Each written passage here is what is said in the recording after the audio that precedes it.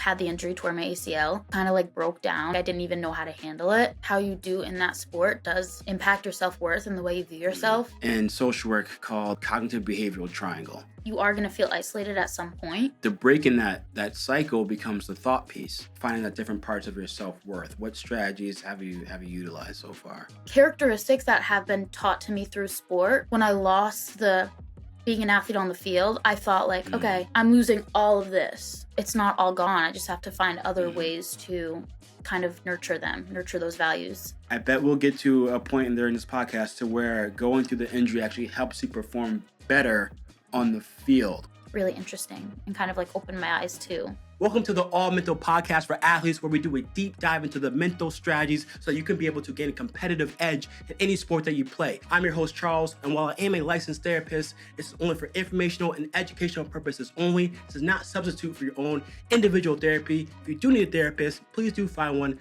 inside your area. Maddie Darmstadt, Division I field hockey from Stonehill College. Welcome to the All Mental Podcast for athletes. How are you doing today? Hi, I'm good. I'm happy to be here. Cool. Well, I'm happy to dive into talking about injury. I think injury is such a big part of the mental game and how self-worth is related to your injury and then how that goes into defining success. So it's going to be some amazing different topics here. And I just want to just dive right on into things, is starting with self-worth. I think that's a good foundational aspect, especially with injuries. So for you, how do you define self-worth? Just to start there. So I would define self-worth as how you value yourself and what is important about your identity and how you can use that to be successful, whether that's in sports or in life or academically. It's spot on with the definition of the scientific research. Literally, that's like, if I pull the line out of it when I was just reading recently, that is literally it. So how you define yourself and your self-worth and what you feel like gives you value, which is so subjective because to each person it differentiates. So for you, what are those building blocks for how you define your own self-worth and how you build your own self-worth? So I think for a lot of athletes, being an athlete and having that as part of your identity, how you do in that sport does impact your self-worth and the way you view yourself. And then obviously there's the bigger aspects of like being kind and building relationships and having like good morals and values. But I feel like as an athlete, like your success on the field really does impact how you view yourself, which can be hard at times. And let's dive in there first before we talk about the other different aspects outside of being an athlete, and also how much of a percentage everything makes up. If you think of it like a little pie chart of, is it like 80% being an athlete and 20% something else? I think that all three of those parts are important. But let's start with being an athlete. In that way, how do you value yourself as an athlete? Is it stats? Is it relationships with the team? Is it just overall how you feel like you played that day? It's not all going to show up on the stat sheet, and that's what a lot of different sports is. On defense, as a football player, you might not all show up on a stat sheet, but you had a really, really good game or basketball, etc. So what things bring you value when it comes to the sports side of self-worth? So I'm a defender. So that is something I had to learn like growing up playing field hockey. Like I'm not going to be getting the goals on the team. I may not be making like awesome shots on net. So I kind of had to teach myself that like stats and points per game isn't what defines you as a successful athlete. So I kind of had to like train myself to be like, okay, if you can make this many block tackles, or if you can come up with this many balls, or if you're in your position doing what you're supposed to be doing, like, and having a good game, that makes you successful. And that would kind of make me feel better about myself and my self-worth. But it definitely did take time to realize like I'm not going to define my self-worth and my success the same way a forward will or a midfield will. All right, diving into that even deeper still is how did you end up coming about to that thought process? 'Cause that's a big mental shift. I think everything with the mental game is how you decide to be able to view it, which is called cognitive reframing, is how you decide to view situations. And if you find that you're viewing it by stats, but you're a defender, and so everyone's like, oh, I had this many shots on goal, I made this many goals, I had this many assists, I had this many whatever, and you're like, I don't have any stats. You have to reframe your thinking about, okay, what actually makes sense, Yeah. So how did that process come about? Was it like in high school, or was it once you got to college that mind shift kind of happened? Yeah, I would say definitely when I got to college, like my Mm, freshman season, I definitely had to realize that stats are not what makes me successful as a defender, because I struggle with comparing myself to the other players on the field, whether they're on my team or not on my team. mhm, And that only kind of held me back from focusing on what I could do and what I could control. And once I realized, like, look, you're a different player than the girl standing next to you, and you kind of have to accept what you're good at and lean into that. And mhm. we can work on what you're not good at practice later. So definitely once I got to college, my coaches and my teammates were like, "Look, we respect you. You're a good player. You're meant to be here. You might not be scoring goals, but that doesn't necessarily mean you're less of a player than anyone else on the field." That's gonna be my next question for you is how did you end up arriving there? Like who or what helped you to arrive there? So you mentioned players and coaches. Was that how did that come to be? Was it like mid-season, or you feel like you're frustrated, and you end up having a conversation with your coach? Did they recognize that might have been happening, or how did that conversation come to a foothold, or was it just a bunch of tiny little conversations that happened throughout the process? I would say probably my freshman year after preseason, everyone has a meeting with our coaching staff, and Mm-hmm.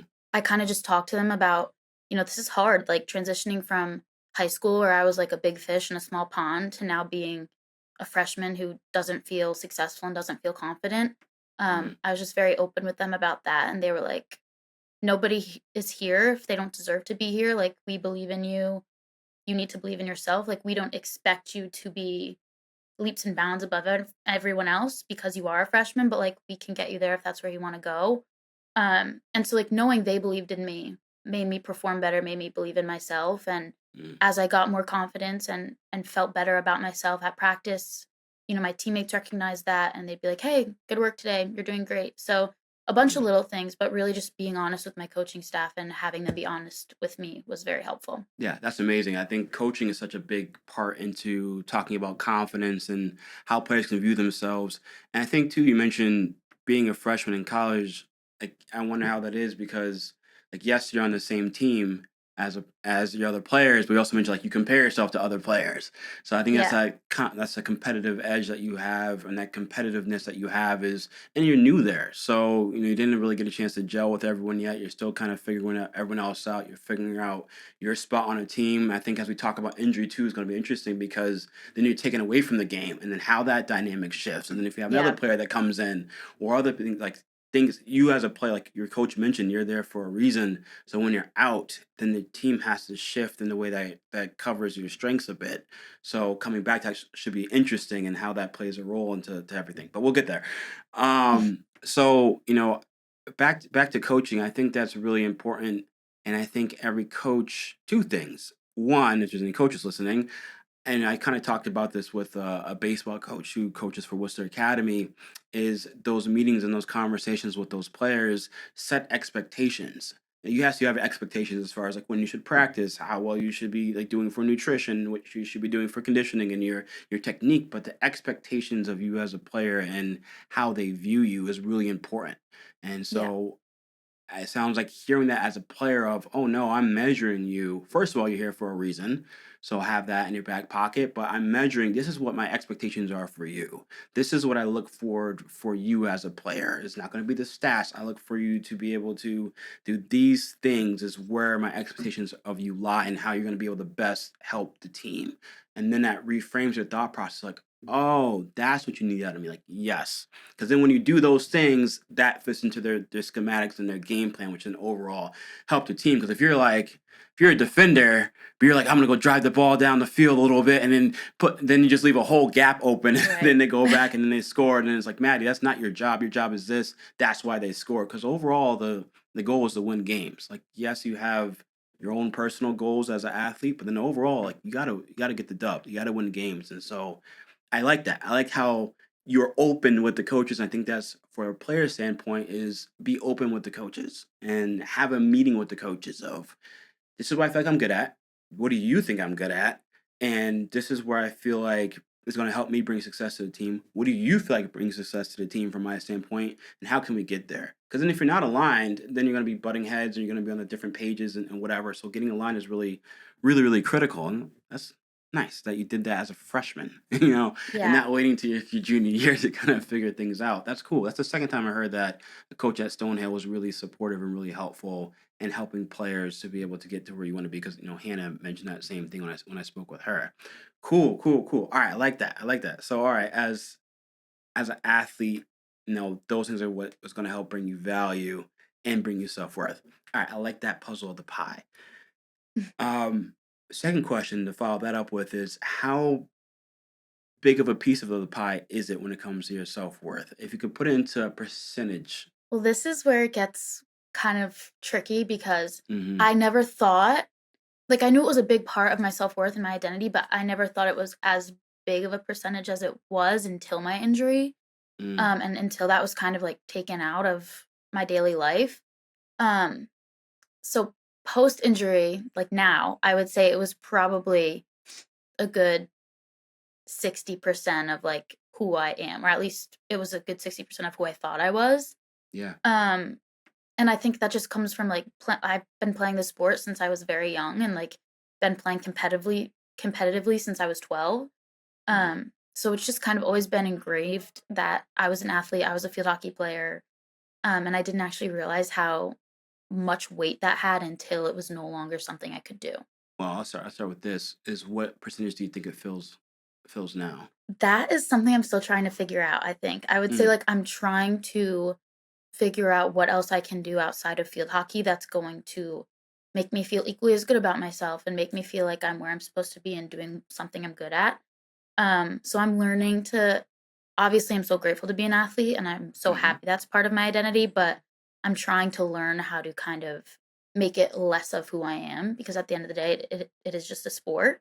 And I Yeah. can't let whether I'm on the field or off the field define who I am completely as a person. So I'm trying to figure that out.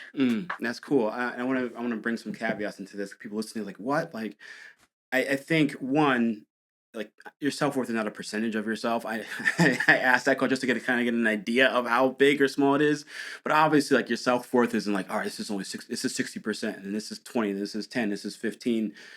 So I know it's not all numerical numbers, but just to give kind of the listeners a sense. And two, and correct me if I'm wrong here, but just because you're not making field hockey the majority of your self-worth doesn't mean that it's less important and doesn't mean that you're Right. going to not try as hard when you get onto the field.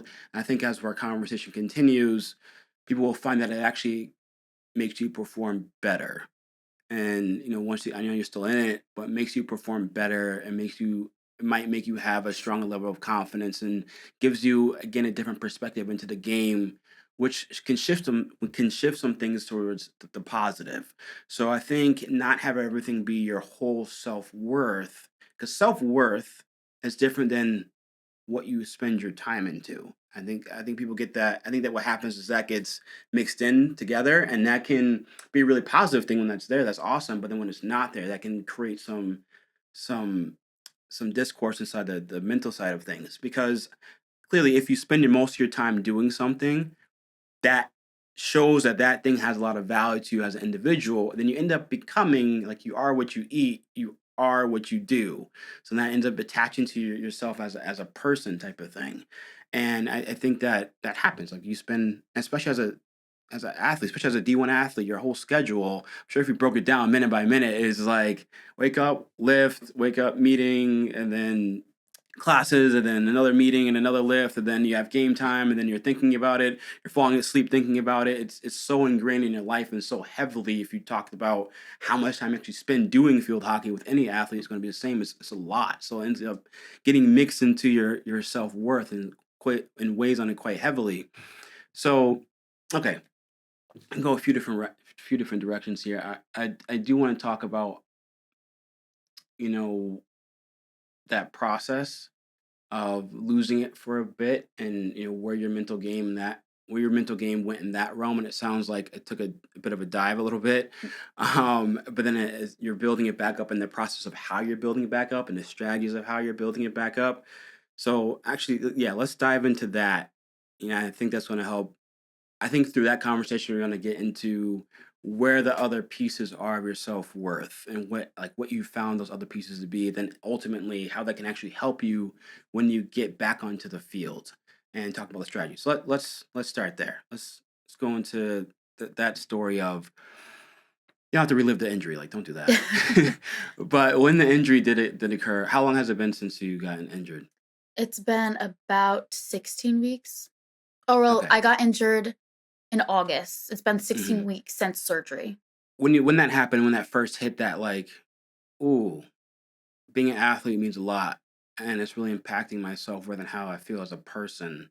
When did that first hit for you? I would say, like, the day of the injury, like, right Mhm, when it happened, it was, like, a 1v1 non-contact or anything like that, but I fell to the ground, like, had the injury, tore my ACL, and as soon as I got to the training room, I just kind of, like, broke down because any athlete, like, when you hurt yourself, it's scary, but I feel like knee injuries just really are, like, whether you're injured or not, they're just scary. Like, you hear about ACL tears and meniscus tears, and it's just mhm, anything with your knee is scary. So, I knew I hurt it, obviously, I didn't know to what extent, but I knew it was my knee, and I knew that was scary. So I mhm, remember, like, calling my sister and being like, "Look, I hurt my knee and I think I'm gonna be out all season." And I just kinda, like, broke down, and the thought of not being able to play for a whole season, like, just tore me up. Like, I didn't even know how to handle it. yeah, And then I had to wait probably, like, 2 weeks till I got the MRI, and that process of, like, waiting to get the MRI, waiting to get the results, I had probably 10 conversations, 10 mental breakdowns with my friends and my teammates about, like, if I did tear my ACL and I'm out for the whole season, like, I don't know what I'm gonna do. mhm. So, that kind of, like, dip in my mental, happened, like, right away as soon as I injured myself. I was like, "This is not going to be fun. This is gonna be hard."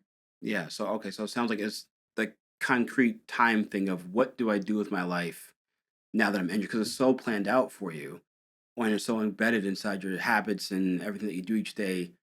What am I actually literally going to do now that I don't have field hockey? Okay.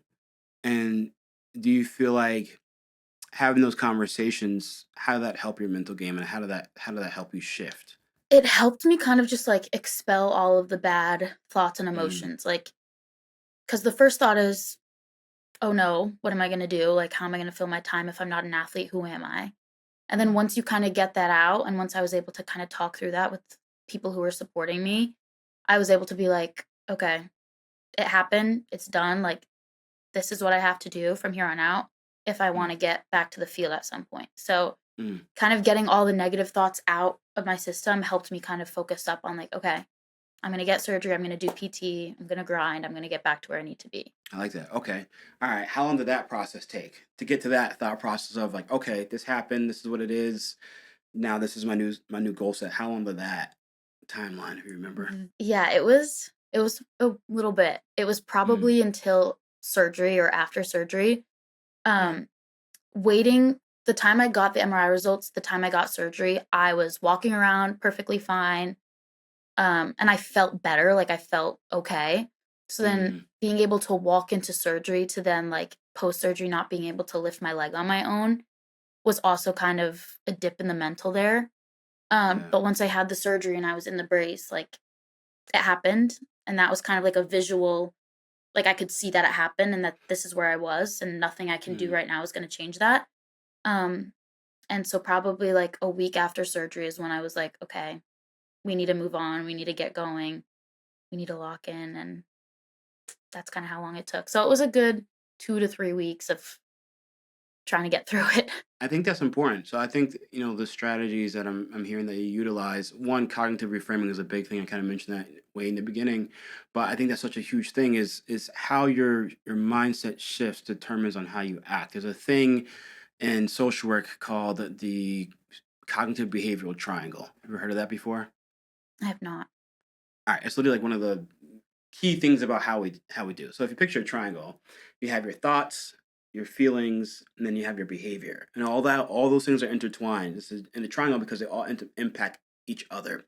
So I'll explain the triangle first, and I can explain to like how that helped your process to actually then make changes towards your own behavior. So your thoughts is, oh crap, like I tore my ACL, or initially something happened to my knee. I might be out for the season.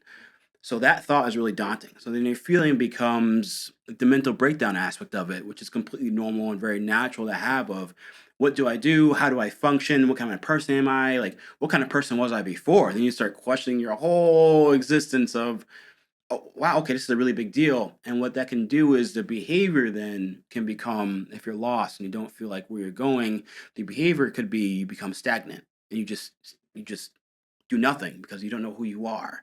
And so what has to change is the thought, and then also this is how it all works is if your behavior is stagnant, then you feel even worse because you're not doing anything. Then your thought process of, wow, I really am nothing without my sport, like, and I don't have my sport for now, X amount of months. Okay, who am I? Then it goes back into your behavior. And then if you feel that, if you behave that way, then your thought process of is who am I? Then your feeling is, see, I mean, it's Yeah. all interconnected. But the break in that cycle becomes the thought piece. Because once you change the thought, and once you reframe the thought from who am I? What am I going to do? All right, I don't know who I am just yet. That's a bit of a deeper work, but I can start with what am I going to do? What is my new goals? So that's why I think goal achievement is so important in that research of how you actually structure your goals. What is your overall goal? What is your sub goals to be able to help you to be able to get to that goal? If you understand that process and that system, that can help the thought piece when it comes to injury. Like, okay, what am I going to do next? Let's start there. That's more concrete than figuring out who am I as a person. That is a bit more abstract. But thinking wise, if it's like, okay, my goal is always to win. My goal is to get the dub.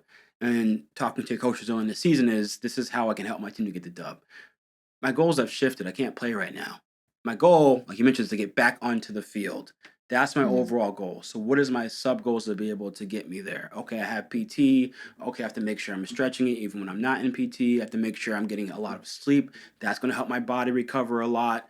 Okay, I can have and create all these sub goals that's going to help me get better and get back onto the field. That is my thought, is focusing on what I can control. So that thought process shift for your thoughts, then adjust your feelings to be, well, let me ask you. Once you made that thought process shift when I worked through this triangle, in real time, once you had that thought process shift, how did that impact your feelings? Yeah, it definitely helped my feelings become less, like, detrimental. Like, I didn't Mm, feel like, at first, I was like, "Everything's terrible." So yeah. once I kind of switched that mindset, and like you said, started setting, like, smaller goals besides just getting back to the field because that seems so far away, Hmm. I was able to, like, experience, like, the little wins that kind of, like, kept me going in PT or, like, Mm, kind of, like, gave me that same feeling as, like, winning a game would feel, like not the same, obviously, mm, but, like, being able to lift my leg on my own was just as exciting to me as, like, winning a game because, like, I couldn't be on the field, I couldn't be experiencing that stuff. I needed to have, like, little goals that would kinda give me that boost to keep going and, like, help me realize that, like, the goal of getting back on the field is reachable. It's just gonna take a little bit of time. that's awesome. That's funny. You mentioned little wins. Kyle Rizzi, I interviewed him on a previous podcast that I did with the co-host. He was also talking about injury, and he had Tommy John surgery. So he's a pitcher for Bryant baseball. And so he mentioned little wins too during his injury. Is once he kind of got that process and kind of got through that grief, um, then he started focusing on little runs. So like that feeling of, okay, now I need to focus on this. And then when I hit the little wins, now I feel good. All right, that's moving me in the right direction. Then your behavior becomes, and then you just double down on it. And like then you gain a even deeper, more laser type focus to where I'm still an athlete. My goal is to get back onto the field, but now this is my triangle. I need to get back on the field. When I hit the little wins, I feel good. Or I need to get back on the field, so my behavior is to do little wins, and then I feel good about it. That's great. So now I'm making progress. So the Yeah. triangle went from moving this way to then moving that way. And so I think that's how deep and powerful the mental game is, because that then dictates what you actually do as an individual person. Cool. I like that. So that's the beginning of it, though. That's the beginning of it, though. And that sounds like that is what you did to concretely change things. Now let's dive into the more difficult part of the mental game, is how you shift, not shift, but how that impacts your self-worth as a person, and how you kind of delve through that bit, because that might be a bit different than the CBT triangle aspect of things. So as you started going through this injury process, I don't see how I want to ask this because it's a couple different realms to this conversation. It's a deep one. It's a couple different realms to it. How? Mm, Actually, let's start here. Why did you feel like you needed to rediscover or relook at how you define your self-worth as a person? Because you mentioned you didn't realize it till it actually happened, but your self-worth was a lot of being an athlete. So Mhm. once that kind of hit, why did you feel like you might need to rearrange or change those things? So once I realized I did tear my ACL, I was gonna need surgery, I was gonna be out for the season. Um, it obviously hit my mental health pretty hard just because it Hmm. was not controllable. I couldn't control what had happened. Um, and it affected my mood, like my behavior, like how I was treating my family, my friends, like people who Hmm. were just trying to support me. I was so like in disbelief and upset about what had happened to me that I was like taking it out on other people because it was easier to just kind of be mad and be angry than it was to kind of sit down and talk about what I was going through or what I needed to do to get back to where I wanted to be.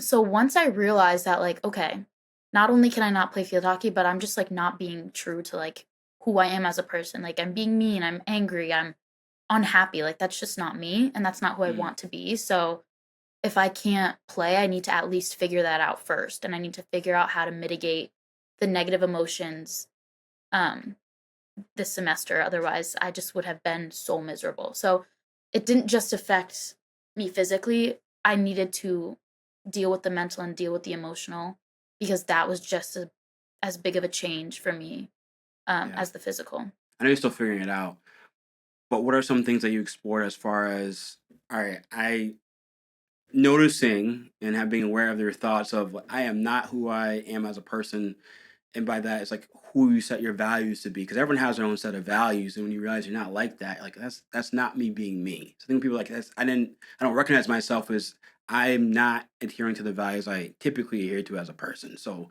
some things have got to shift, some things have got to change. So what things did you start diving into as far as finding that different parts of your self-worth? What strategies have you utilized so far?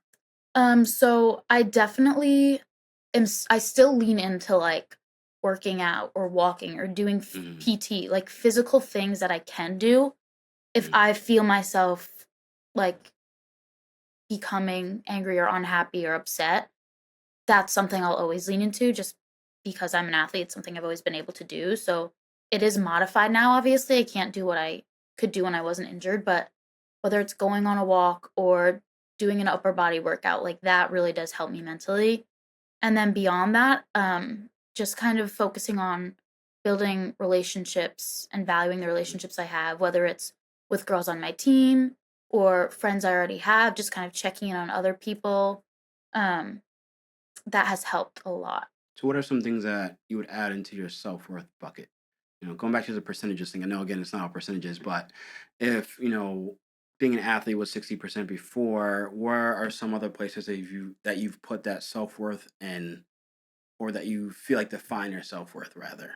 So what are those some of those other places? Definitely relationships is one, and then I would say characteristics that have been taught to me through sport, I Mm, still place a lot of value in, um, like discipline, like with PT, like, I used to look at it as, "Oh, I'm an athlete who's self-disciplined," like, that's a part of my self-worth, but now it's mm, more so like, I'm still disciplined and determined to do things, it just doesn't necessarily have to be field hockey. yeah. Um, so relationships, kind of those characteristics I've learned through sport.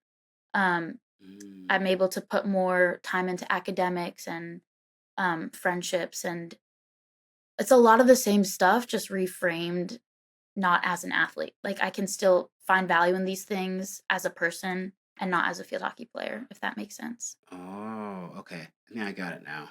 Okay. Ooh, okay. So it sounds like during this time process, you kind of thought about what you value as a person and what brings you value as a person. Is relationships, is with discipline, is with hard work, and all those things are some of your key and core values. And you hit a lot of those just through being an athlete. Because and I want to talk about the happiness. I want to talk about happiness research as well. I never talked about this on a podcast before, but I think it goes really well into this conversation. So, but as an athlete, you realize, well, as a person, you realize you had all these values, and as an athlete, that hit a lot of these values, and when that you couldn't actually do that anymore. It sounds like what you did as a cognitive reframing piece is, I still have these values. These don't change as a person. How can I pour into these values? With being an athlete still, as in with PT to get back on the field, but also in other areas of my life, because these are, like I mentioned before, self worth is what you feel like, brings you value, what brings you worth-wise, and how you place value. It kind of goes both ways. I feel like what brings you value and what brings you worth, and how you bring value onto others, and how you feel like you bring value into your system and your society, your family, your teammates, your college, because everything, you have systems. You have your inner systems, like your family and stuff, your close friends, then you have your teammates, and you have your college and the community, and it bubbles out to forever. So it's like, how can you bring value and worth and to you and out of you? So it sounds like once you have those value systems, then you try to figure out, all right, I can do it with my relationships. I can do it with academics at my college level. I can do it with, with going to PT. So that shows my self-worth outside, but then also inside, it makes me feel like I have that value and that self-worth, that I still hold my values true, which is sounds like that's something that you kind of lost initially, is you lost yourself, your values. You knew what your values were, but you weren't adhering to them. So you made that cognitive shift to then still fulfill those in other areas of your life. Does that hit the nail on the head? Yeah, I would say so because, like, when I lost the being an athlete on the field, I thought, like, Mm, "Okay, I'm losing all of this. Like, it's all gone because I can't play," but it's not all gone. I just have to find other hmm. ways to kind of nurture those values, which was Yeah. difficult, but yeah, I would say you hit the nail on the head. Ooh, did you ever think about what your values were before you got injured? Um, yes, but I don't think Mm, I ever did in depth the way I have to right now. yeah. Obviously, like, okay, I value my relationships, my friendships, my family. I value getting a good education. I value, hard work, kindness, stuff like that, but it's never like I never really had to intrinsically look into myself and realize if I was doing these things and doing them well. See, I think that's an amazing point. I think that's for anyone dealing with an injury. Actually, whether you're dealing with one or not, you should have your value system. What values do you have as a person? Write those out, because you have principles, and principles are things that never change. It's don't hurt people. That's a good principle to be able to have as a. But Right. values is like what you hold to be important as an individual. So I think anyone should write out what your values are, and that does multiple different things in so many different realms. I won't dive deep into them, but just even before injury, if you write down your value system, that helps build motivation as an athlete, or actually with any goal achievement that you want to be able to achieve. But in this sense, it's being an athlete, because if your value system is to work hard, if your value system is to build relationships, then everything you do as an athlete, if you can compare what you need to do to your value system, that's going to bring you motivation. I don't feel like working out today. Well, one of my values is to work hard. Is working out today working hard? Yes. Like my teammates are going on this trip, or going out to grab a bite to eat. I don't really feel like going. I feel like staying in. Well, actually, my value system is relationships. Is this going to help me build relationships? Okay, that's going to give me motivation to do the things I need to do. Having a value system and matching your goals with that is a strong key foundation in building motivation. That's one and things. That's one instance of why values are so important. Another reason why values are so important is like you mentioned, is when that injury does if an injury not when but if an injury does occur, then having a value system gives you that strong footing in that grounding, and then you can shift other things that bring and aid into that value system. So that's what I mean, like, again, how strong the mind is once that was set for you, then you have a clear picture of how you can go about your injury, then you can have a clear picture of what you're going to do. And I mentioned happiness because I want to throw this in here too. because I never actually got a chance to kind of bring it into the podcast, but it's cool now. So happiness, there's 5 things that bring you happiness from the scientific research standpoint, and sports hits. Yes, sports can hit all 5 of these at the same realm. So first and foremost is relationships. So with friends, with your family, relationships is the first one. The second one is having gratitude, which is something that can get missed a bit, but journaling is really important. And I talk about journaling a bit more and how that helps with injury, but having gratitude for your situation, having gratitude where you are, even once you do get injured, you can still have gratitude because, like, hey, you were, like you mentioned, you said you had 10 different conversations. That's a lot of gratitude to be able to have all those people that have your back in a situation. Even though you might have been mean to them the day before, they still have your back. Having gratitude that your coaches have your back, having gratitude that your teammates have your back. And then also hobbies is a big one. Yes, maybe sport is more than a hobby, right? But still, same thing. Like having playing a sport is, you want it to be want it to be a profession or a career, but it's also a hobby too. Like, so relationships, gratitude, hobbies, health and fitness. There's a lot of research that talks about how much that brings you happiness and how that brings you joy and releases endorphins, etc. The fifth one is faith, which depends on the person. So if someone's big into faith, that brings happiness into it. If someone's not, then it just doesn't apply. It's fine. So being an athlete fits all those categories in the same thing. Like when you're at practice, you have your relationships, you having gratitude for being able to be out on the field, you have, you have your hobby that you're doing, and you're working out and you're releasing endorphins and etc. So like being an athlete fits all those categories. And so I think that's really important just to mention there. If anyone, once that happens, is looking at and understand what creates happiness and how you can kind of pour into those buckets. So you mentioned talking with your teammates helps with relationships. Hobby is still that doesn't change. It's still your sport, and then the fitness side does change. And then it becomes your PT, and so and then you have gratitude for making if and gratitude is an important one. If you have gratitude that you're making progress every single day, that's going to help benefit you. And you mentioned that is lifting your leg a little bit.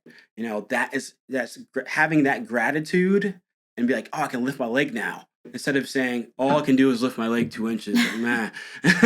Or be like, I can lift my leg 2 inches. I wasn't able to do that before. That's having gratitude. And that's going to help fuel that positive energy to be able to help keep on going. And so all this stuff really is crucial and really plays a role. All right, cool. I like that. That's dope. Question for you. 2 questions for you. Do you journal? I have tried to journal Hmm. since I've injured myself. I never did before.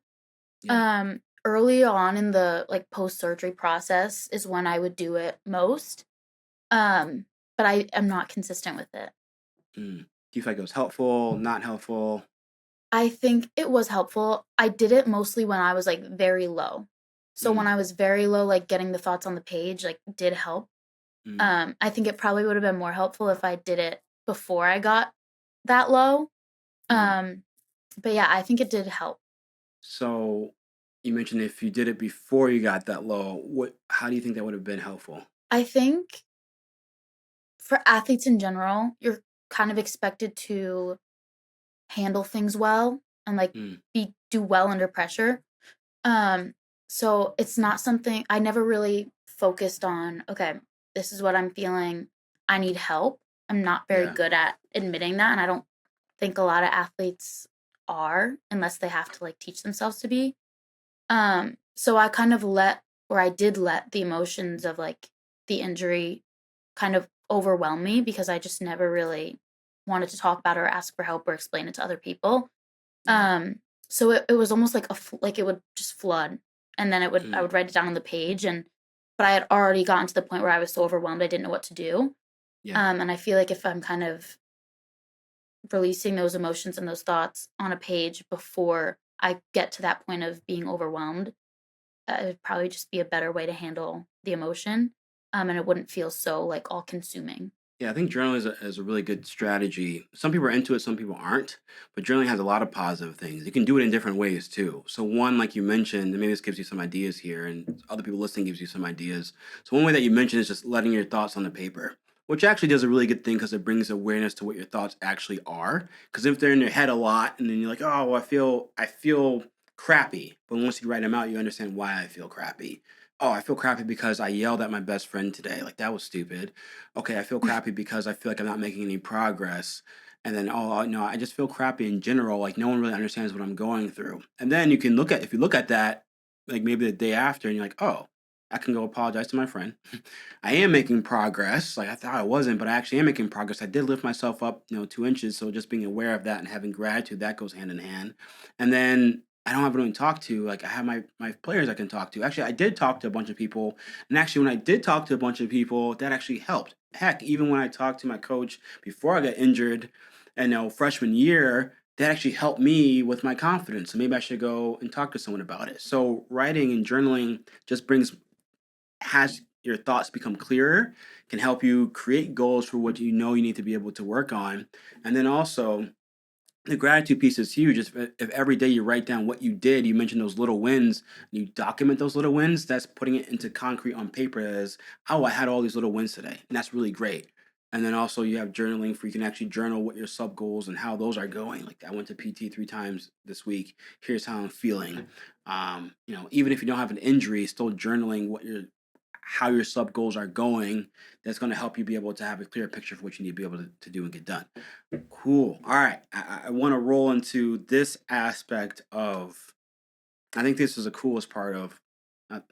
Injury's not cool. I think this is like it's gonna be one of the dopest parts of our conversations is having those different aspects of your self worth. Now that you realize through being injured, how do you feel like that's going to impact you once you get back to the field in a positive way or a negative way? How do you feel like it's going to impact you? Well, I think when you're talking about gratitude, I really related to that because now that I can't do a lot of things I used to be able to do, I found like a new sense of like I'm so lucky to have the opportunity to do these things. Like Mm, fitness tests, no one likes to do them. I would do anything right now to run a fitness test. So, mm, like I think when I get back, like being able to have a stick in my hand and be on the field, like I'm gonna have such a sense of gratitude for like the opportunity, which I think will help me be successful when I get back. Um, and I also think I just have a better understanding of everyone on the team and everyone's role on the team. So mm. being on the bench all season, like I got to see the girls who maybe aren't playing as much, and like I have a new sense of gratitude for them as well because that's not an easy thing to do. So the Yeah. girls that are there and cheering on the team and you know working hard at practice, like I am so grateful for them, and I'll definitely be better at checking in on them and talking to them. And same goes to the girls on the field. Like if they're not having the best game, like go check on them, go Mm, make them more confident, go tell them something they were doing well. So I think being able to see different aspects of the game is going to help me be a better teammate and a better player. okay. So I want to break that. I want to dive deeper into that too. So it sounds like it overall it's that gratitude piece. If like one you mentioned too, I think earlier that you're not maybe I'm blending podcasts together, but you're not just a field hockey player. It goes deeper to that to where it's not just field hockey now. It's not just the ball and the stick in your hand. Now you have this core key relationships with your coaches, the deeper relationships with your teammates to where it brings you more gratitude. One, just being on the field again, and I was like, never forget that feeling when days are tough. It's like, well, actually, well, I remember when I couldn't play for a long while. Now actually I am playing again. Let's start there and let's have gratitude for that and let's have a positive mindset around that. But then now it's you're working with your team in a deeper capacity. How do you think that's actually going to help you perform better? If we can bring that into the concrete realm, what ways do you think that's going to help you perform better? I think it's going to help me perform better just by under, understanding what other people are going through. Like Mm, when you're on the field and you're not watching, if the person to the right of you isn't working hard, like that's annoying. Like why are they not working hard? Like you might snap at them, you might yell at them, you might tell them to like mm, like lock in. But from the sideline, that's not how that person usually plays. Like something's going on. Like they don't mm, need to be all that right now. They need to be like checked in on or something like that. So I think just being able to watch the game from the sideline shows you that, like, the little disconnects, like, there's most likely a reason for them, and Mm, we need to kind of deal with them if we wanna be successful in all areas of the field. you sound like a social worker. That's like social work. It's like something like someone is behaving a certain way because something else is not going right. Like if someone yells at you, it's usually not because you did something to them. Like something else is going on. So you sound like a social worker. I think that's a really, really key piece to improving your overall performance. That's why I mentioned way back in the beginning of the podcast is I bet we'll get to a point in there in this podcast to where going through the injury actually helps you perform better on the field, which didn't seem like it made sense at the time. Hope during this conversation so far, it is clearer now to anyone listening, and maybe clear to yourself now too. Now you kind of talked about it, but that's important, and it's also backed by scientific research because when it comes to confidence, you mentioned confidence a couple of times. Is players can impact confidence in a really big way for their team, and coaches can too. Actually, in the two different ways is like this. So for leaders on the team, the way they can really impact confidence, it can break down confidence into a couple of different realms. Let's start there. So confidence is about four different realms. First one is actually, let's back up even further really quickly. I explain this a lot in different podcasts, but just in case this is someone's first podcast, I want to make sure they get this in too. The confidence, the reason why it's important, and actually, the research would say that they can't get a. Let's back up even deeper. Let's go to the ground level here and build up because it's important. Confidence, as far as a research standpoint, they have a difficult time pointing to how well it impacts your performance. So, like, how well does confidence impact performance? The research can't get a good grasp on that, and the reason being is because the way they kind of split confidence into four different realms. The first one, not the first one, but one of the realms is your physical confidence. So, how well do you feel like you're prepared for the match? So through, in your case, through injury, it's like as through going through an injury, it's your physical confidence might be like how well you're performing in PT, how hard you're trying in PT, how well you're doing when you're not in PT, like how well you're taking care of your body. That impacts your confidence. And so, as an athlete that's not going through injury, it's how well did you train? How well did you prepare, not just physically, but how well were you watching film? How well, etc. Physical confidence. And then you also have your performance confidence, how well you feel like you can perform. And performing is vague because, as you mentioned, even your position, you have all these different things they need to be able to do. That is just general overall performance. How well you can make a pass or how well you can, do a block, that is specific tasks. That's considered self efficacy, different realm. But performance confidence is how well you feel like you can perform all your tasks that you need to do, the things that your coaches laid out for you. Your outcome confidence is, do you think you can win the game or not? And then you have your mental confidence, which is your confidence that fluctuates throughout the game. And the one thing you kind of mentioned is their confidence can fluctuate throughout the game, and that can be because of other things going on, which might be sport related. Maybe they're having a rough game, but might be something else going on outside their life, something else going on outside their life with their friends, with their family, with their grades and academics. Like maybe they didn't do so well on a test, and then their eligibility as an athlete, as a scholarship is up for, is in trouble. So there's all these things that can be going on outside. So the reason why they can't really get a good grasp on the confidence on the field is because when, as far as science goes, your best bet is when you can measure things happening in the moment. But you can't measure, like, you're not going to go, what scientists aren't going to do, which they probably would love to do, but what coaches aren't going to allow is for a researcher to stand on the side of the field and you're coming out for a break, like, hey, Maddie, tell me how your confidence is going right now. Take this scale from me right now. Like, not going to allow that because then it takes your mind away from the game. So because they can't do that from a science standpoint, then they have a hard time judging like just how important confidence is when it comes to performance. With that being said, I think confidence is extremely important when it comes to performance. I mean, you don't have to have confidence to perform well. Let's get that out of the way first. Like you might have situations where you don't feel confident in your ability to be able to do a certain task, but you can still be able to perform that. You don't Confidence isn't the end all be all, but it is important because if someone has confidence, mental confidence, then they have the let me back up actually a little bit first. Is when you play, your brain, it starts with your mind first. Your brain has to send a signal through the neurons and the myelin sheath to your muscle to be able to act and move in a certain way. That's how your body moves. That's how your body functions. So brain has to input information, output what your body needs to be able to do. It happens really quickly, but if you don't have confidence and then your brain hesitates and says, wait a minute, I got to move here, but wait, should I move here or should I actually move here? You just hesitated, which means it hesitates getting your signal down to your body to move, which means you physically hesitate, which means you are then an inch too late or a millisecond too late.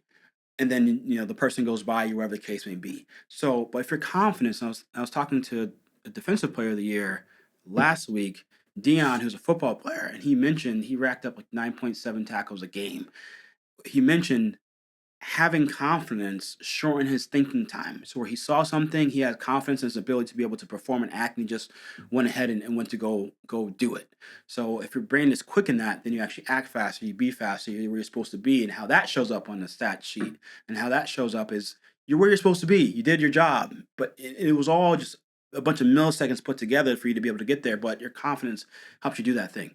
All that to say, I think having that perspective of you being able to help out your teammates in a way to where instead of maybe snapping at them because like, hey, we're on D1, baby, this is the level you got to operate. You know what I'm saying? Like, forget your feelings, man. This is how we got to do things. Like, this is all self-discipline. It's all good and well, but when now that you have a different perspective, you're like, all right, instead of me doing that, I know it's going to build up their confidence. It's going to help them play better. It's going to help them have a faster thought process. And if they have a faster thought process, they perform better. We win the game. Knowing that is really impactful. So back to the research on confidence and how players can impact confidence is as a leader, when you tell your other teammates that you believe in them, you believe in their ability to be able to do the things that they need to be able to do, that you trust them to do the things that they need to be able to do, that actually helps build their confidence. It helps to build their confidence to be able to do specific tasks, which is self-efficacy, but whatever. Helps their confidence to do specific tasks and actually helps their confidence to be able to their outcome confidence to actually win the game. So you having this revelation of and this deeper understanding of I can help my teammates and helping my teammates actually builds their confidence. And now knowing on the research side of things how important confidence is to general play and how you telling someone that actually is backed by scientific research of how that actually can help build their confidence and help you guys then in game win games is extremely important. And going through injury, it's tough, but you kind of get this different perspective of how things work. And what do you think about that? Yeah, you definitely get to see, like, I can hear what the coaches are saying to each Mm, other. I can hear what coaches are saying to players on the field. I can see how the players on the field are reacting to what they're hearing. And overall, I can watch the entire game. So like my knowledge of the game, my game IQ is growing. But yeah, then beyond that, I have the opportunity to see how everyone is reacting to everything. Which I think is just super cool and really important. Um, so I think when I'm back on the field, kind of keeping that in mind will be helpful for yeah. everyone. I think that covers like a really good process of how injury and how self-esteem and how self-worth play a role and is really critical, really important. Let's get to the last topic here when you talked about defining success. So how do you define success and has that shifted since you've been injured? The first time I ever had to like redefine my own success was getting to college because we transitioned to Division 1. Our head coach now, it was her first year, so no one knew her.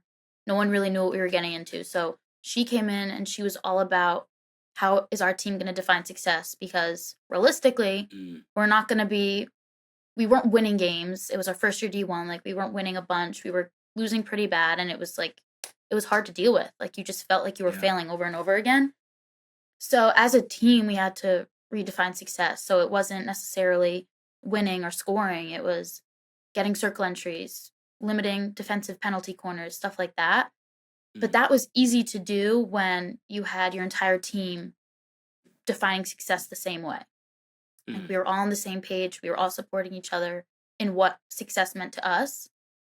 When I got injured, I now had to redefine my success, but I was I had support, but in my head I was the only one like kind of celebrating these things that mm. all of a sudden were success.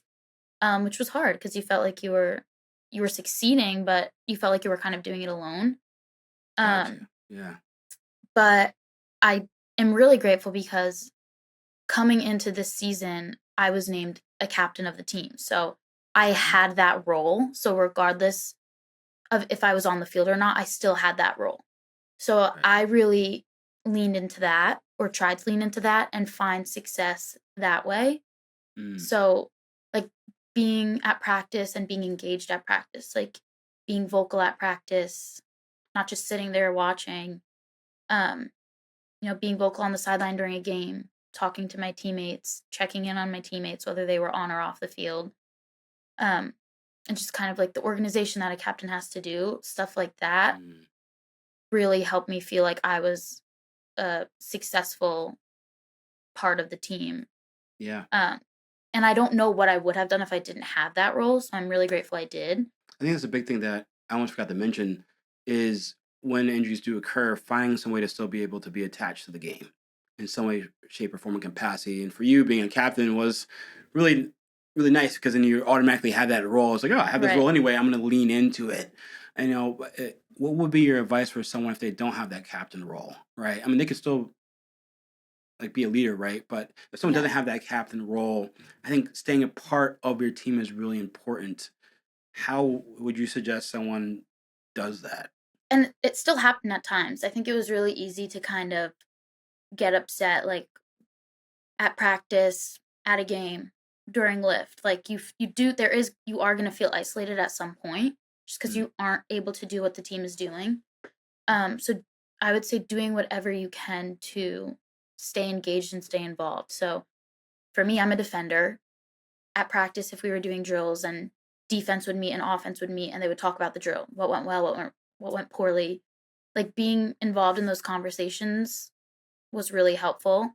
And it feels weird because you're not playing, you don't really know what's going on field, but yeah. talk about your point of view, listen to your teammates, and don't shy away from like being a part of the team. Like just because you're Mhm, not on the field doesn't mean you're not contributing to the success of the team. mhm, Um, and like even I would say like when we would win games, obviously I want my team to win and I loved when we did win. That's the goal of every athlete. yeah. But that was also hard. Like they would be celebrating and I would sometimes feel like I didn't help. Like I'm not going to celebrate with them. Like Mhm, I don't really deserve to celebrate with them because I didn't mm, contribute anything. But I would also say like no, like celebrate with your team. If you lose, sit with your team, feel that with your team. Like just try to stay incorporated in the team and everything that they're doing because the worst thing you can do is isolate yourself even further. I think it does a couple different things. One for the mental, and one for actually being better as a performer. And I'll start there because you mentioned this before. Is now that you have a being on the sidelines, you have a stronger IQ for the game. So when you go back into the game, you're going to recognize a lot more things that should make you a better player overall because you just have that deeper perspective. So if someone's injured, shifting your mindset to where can I actually grow? Me having better IQ is going to help me be better overall for the game. So I think that that's one key thing is you get an actual better performance out of it because you're able to take a step back and work on other things that you didn't have time for, right? But now you have more time to focus on building up your IQ. Let me build this area up. And now you have more time to focus on this other aspect. Depending on where your injury is, if it's an upper body injury, now you can work on your lower body. Now you have more time for that. So you can shift that thinking. But back to the main and the core point is, your success like you mentioned, is for the overall team to be able to win. And you don't have to be on the field to be able to make that happen. If you reframe that mindset to where, no, my success, I can help the team win still because I can point out certain things to a player because they trust me. I mean, you're a junior this year, right? Yeah. Yeah. Might be hard to do as a freshman, but because no one really knows you yet. But like I can point out things to a player. I can root for my team. I can cheer for my team. All that stuff's going to help them be able to be successful. I can build deeper relationships to where this player is going through a hard time. Then no one else on the team has the time to be able to talk to them because they're trying to get better themselves. But if I take that role to be able to communicate with with one of my teammates, I can help them be better. I can help my team be able to win the game overall. And so that way that when your team does win, you do feel like you're a part of that success because I've been in all the meetings. I've given my input, and I've learned. I've been able to talk to my teammates, really build those relationships, so they feel more confident. Because I talked about before, like that actually helps your teammates win. Then you can actually feel part of that success, and you actually can help shift your definition of success to when the team succeeds, I succeed. When I succeed, the team succeeds. Like it's still that one unit, even though I am part of my. What I am sometimes like logistically alone in the PT room and away from everyone else, but I can still help the team succeed in these different ways. That's why, when we go back to talking about your value system, your relationships, etc., and also winning might be part of your value system. It's let's write goals that can help my team to be able to do that. And if you incorporate journaling, you're actually writing down the ways you did actually help your team win.